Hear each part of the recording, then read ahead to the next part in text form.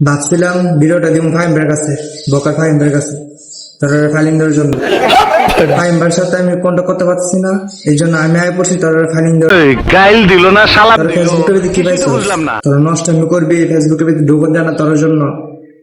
তোরা গান গাছ ভালো কথা, তোরা ফিরপুর মাদারটা নষ্ট করিস কেন? নিঃসন্দেহে তুই ঠিক কথা বলেছিস। পবিত্র মাদারটা তোরা নষ্ট করে দিচ্ছ। তোরা তো টাকা তোরা না, তোরা জাহাজ ফিরপুর মাদারে পানি নেওয়ার জন্য। তোরা জামাইতে তোরা কেন পানি নস?